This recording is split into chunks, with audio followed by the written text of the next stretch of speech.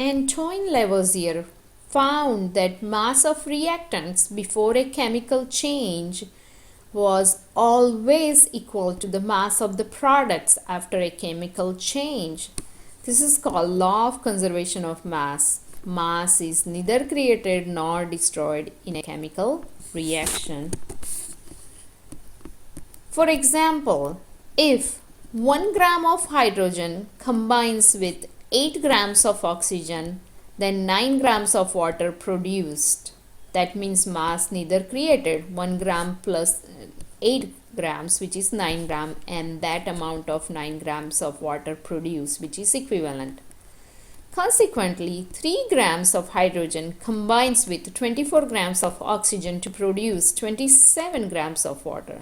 You can see 24 plus 3, which is 27 grams reacted and produced 27 grams, which is equivalent, which also follow law of conservation of mass. Now, if 50 grams of water decomposes to produce 45 grams of oxygen, how many grams of hydrogens are produced? So we have total 50 grams and it produced 45 grams one component. What is the other one? So when we subtract, we can find the remaining one, which is 5 grams of hydrogen. Now we'll talk about potential and kinetic energy. Potential energy, PE, is a stored energy. It results from position or composition. Kinetic energy is the energy of the matter that has a result of its motion. Energy can be converted between two types. For example, a boulder at the top of the mountain has a potential energy. If you push it down the mountain, the potential energy is converted to kinetic energy. Here you can see this cannonball. When it shoots in air, the potential energy is maximum at that point and kinetic energy is minimum.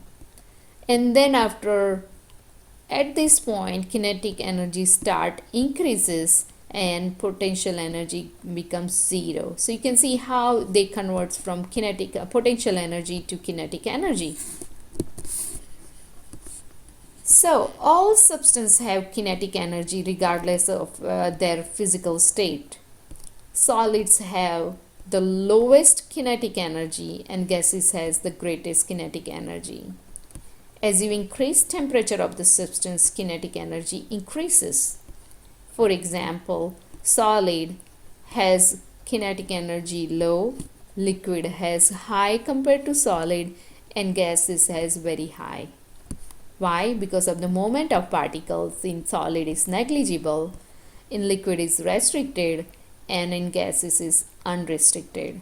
And that's why kinetic energy, temperature, and physical state are all relate to each other.